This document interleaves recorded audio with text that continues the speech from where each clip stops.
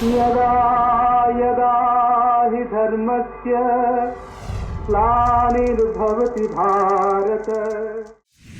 ये कहानी है विश्व के सबसे बड़े महाकाव्य की, जिसमें योग है, यथार्थ है, विवेक है, परमार्थ है, सत्य ज्ञान का दिव्य प्रकाश है, आध्यात्म का महाआकाश है। ये दर्पण है हर मन के विवाद का, दृश्य है आत्मा और परमात्मा के संवाद का, मानवता का होता है जिससे उद्धार। यही है सच्ची गीता सार, अंधकार से प्रकाश की ओर।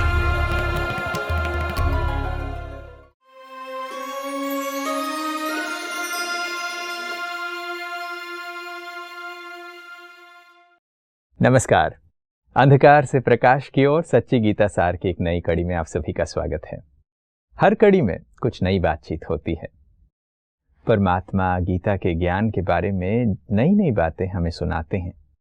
उन बातों को सुनकर अक्सर बहुतों को लग सकता है कि ये बातें हमने कभी सुनी नहीं हैं, मगर गीता में कहीं ना कहीं इसके रहस्य छिपे हुए हैं। उसको स्पष्टता से चिंतन करने से आपके सामने एक बेहतर चित्र उभर कर आता है।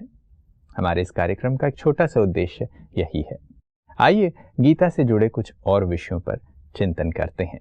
हमारे साथ स्टूडियो में ब्रह्मा कुमार बृजमोहन भाई हैं। भाई साहब, आपका स्वागत है। ओम शांति।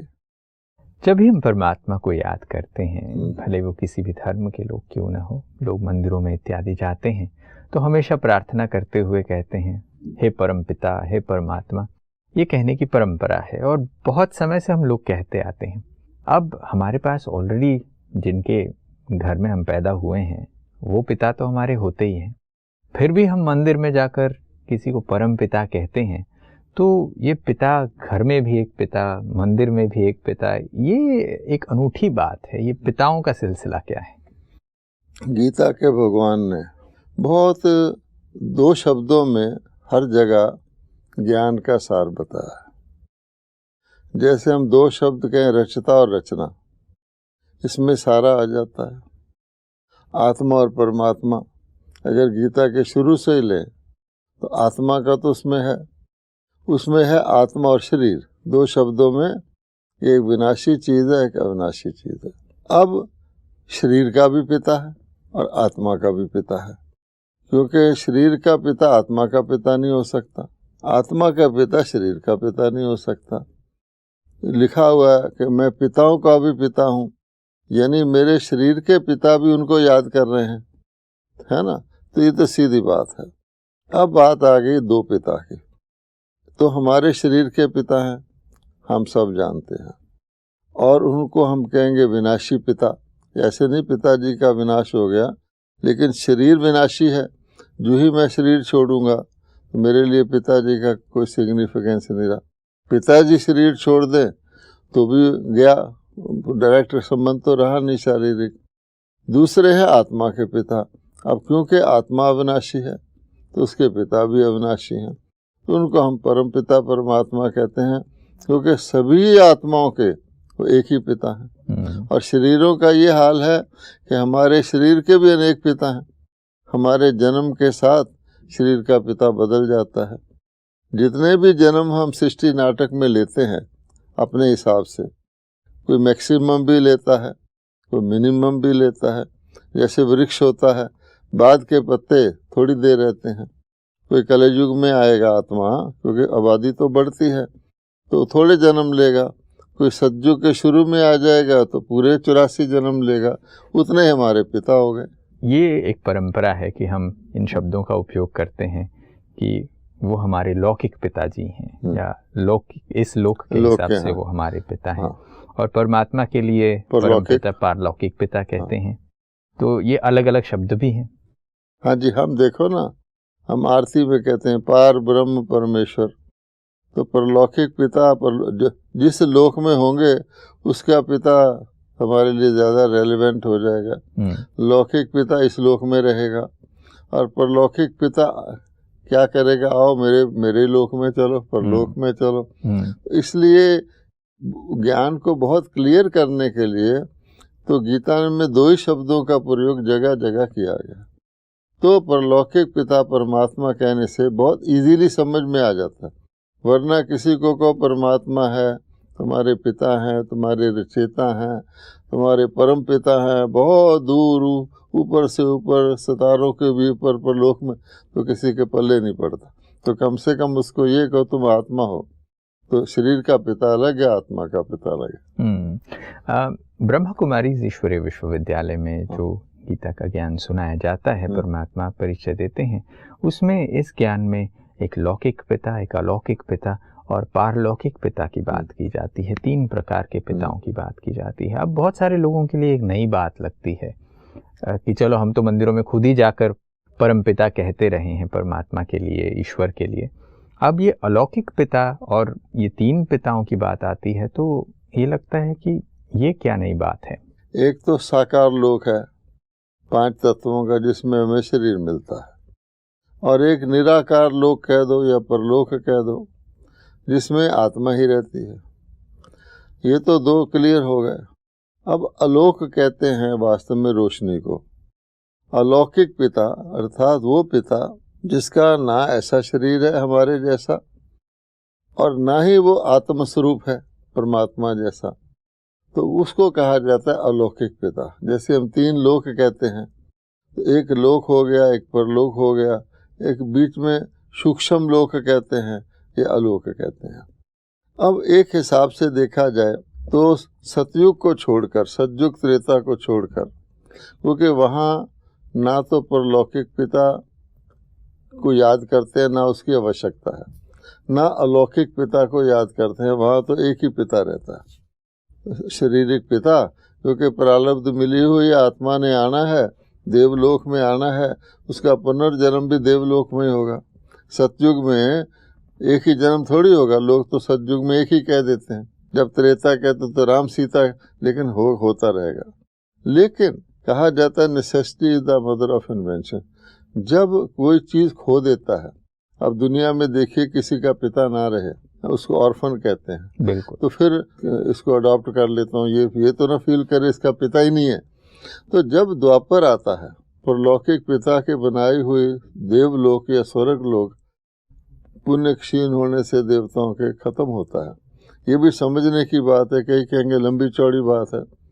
3 गुण होते हैं, सतोगुण, रजोगुण, तमोगुण, और कोई भी चीज़ स्टैटिक तो नहीं रहती।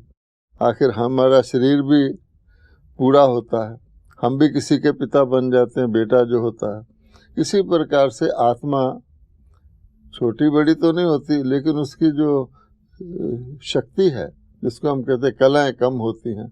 तो जब ऐसी स्टेज आती है, समझो मध्य काल आ जाता है, रजोगुण आ जाता है, उस समय आत्मा की वो सारी जो दैवी शक्ति जो परलौकिक पिता से मिली थी वो समाप्त हो जाती।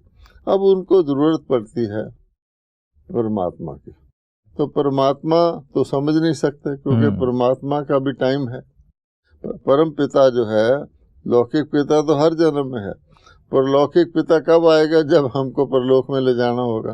और जब भी हम उतरे हैं उस वक्त तो नहीं आएगा। तो उस काल में जिसको हम कहते हैं धर्म पिता, वो आते हैं। तो जैसे वृक्ष की ब्रांचेज निकलती हैं, ऐसे ही सृष्टि पर ब्रांच आउट होते हैं बड़े बड़े रिलीजन। 4 धर्मों को ही ले लें मुख्य को, तो जैसे इस्लाम है, बुद्धिस्ट है, क्रिश्चियन है, फिर छोटे छोटे भी आते हैं। तो उनको जो स्थापित करते हैं उसको हम धर्म पिता कहते हैं। अब क्रिश्चियनिटी में देखें तो वो कहेंगे कि हमारा अलौकिक पिता क्राइस्ट है, और वो एक का नहीं होगा, बल्कि जितने पोप, पादरी, उनकी संतान, सबका। जैसे वृक्ष से ब्रांच निकली तो जो ओरिजिनेटर है उसका सारा ही ब्रांच उसका होगा।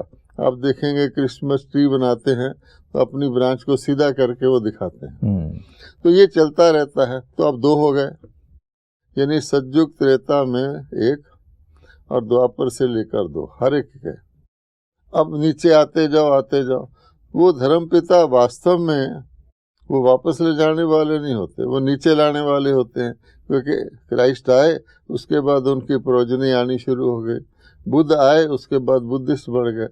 लेकिन साथ साथ वो जो रजोगुण था वो धीरे धीरे समाप्त हो जाता है, फिर तमोगुण का आद हो जाता है, या जिसको हम कहते हैं आदि काल, मध्य काल, अंतकाल, या कहेंगे उत्तम, मध्यम और कनिष्ठ, ऐसे भी कह सकते हैं। तो धीरे धीरे धीरे धीरे धीरे जब अंतकाल आ जाता है और साथ साथ दुख भी बढ़ता है, अशांति भी बढ़ती है, तो और ज़्यादा, जैसे छोटा डॉक्टर से इलाज कराते हैं, जब बिल्कुल समझते तो कहते सिविल सर्जन चाहिए। ऐसे दुनिया में धर्मपिता आते हैं, कुछ ना कुछ थमाते हैं, लेकिन गिरना एंड नहीं होता, गिरने की गति घट जाती। जैसे कोई आदमी बूढ़ा होना तो नहीं रुक सकता, लेकिन उसकी गति रुक सकती है।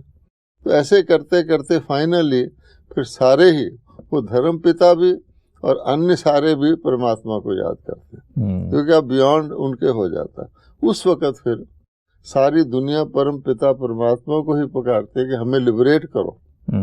वरना आप सोचिए कि कोई व्यक्ति शरीर छोड़ना चाहता है, सबसे मोह शरीर से होता है। मुंह से कह भी दे, कई आजकल कह देते हैं भगवान हमें तो मुक्ति दे दे, बस हम आए ना दुनिया में। लेकिन जब एक्चुअली कोई कहे आके तो कहेगा नहीं मैंने जीना है। डॉक्टर से भी पूछते हैं मैं बच जाऊंगा, ये तो नहीं कहते मैं मुक्ति में जाऊंगा। लेकिन जब अति दुख होता है तो आप देखेंगे कई लोग जीव घात, सुइसाइड कर लेते हैं।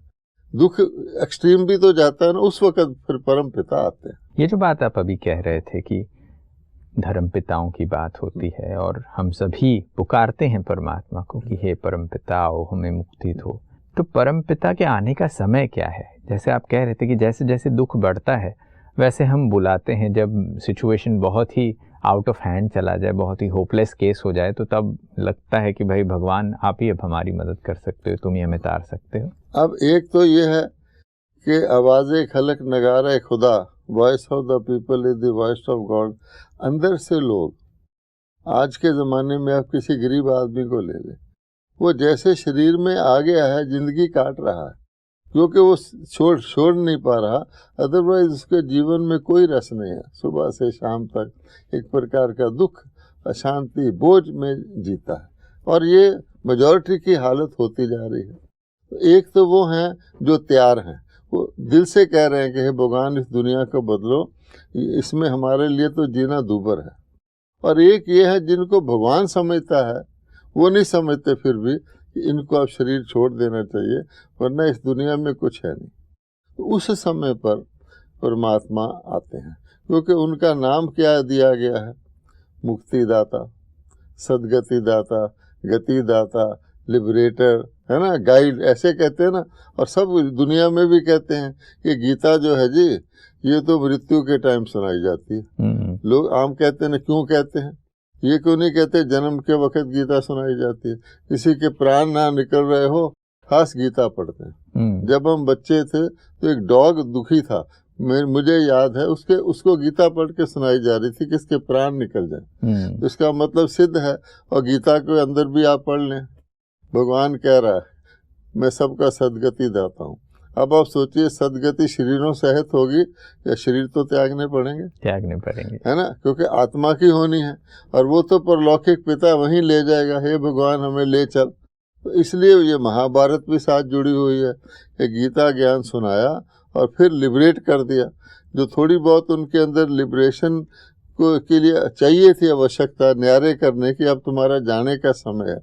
आम भी व्यक्ति कहते हैं कि नहीं, कोई बुजुर्ग हो जाता है, पोता मेरा पोता कहाँ है, मेरा वो कहाँ है, कहते बाबा अब तू भगवान को याद कर, अब तेरे जाने का टाइम आ गया। कहते हैं ना, वो बेचारा मोह के वश खिंचा होता है, तो उसके लिए ही भगवत गीता है और उसके लिए ये महाभारत। अब एक प्रश्न उठता है, आपने बहुत सुंदर तरीके से स्पष्टीकरण दिया कि परमात्मा के आने का समय, परम पिता के आने का समय अंत में होता है, और अंत में वो क्यों आते हैं? क्योंकि मनुष्य मात्र सभी मुक्ति मांगते हैं। नहीं, कई कारण हैं। आप देखिए कि बीच में आ जाएं तो फिर बाकी जो आत्माएं बाद में आनी है उनका क्या होगा?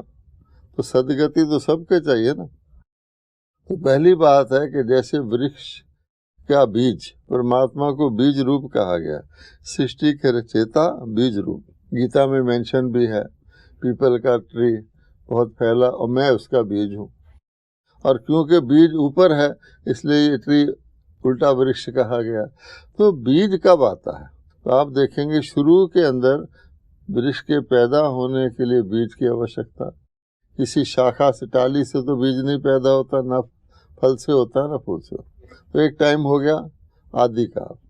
और दूसरा जब सूख जाता है।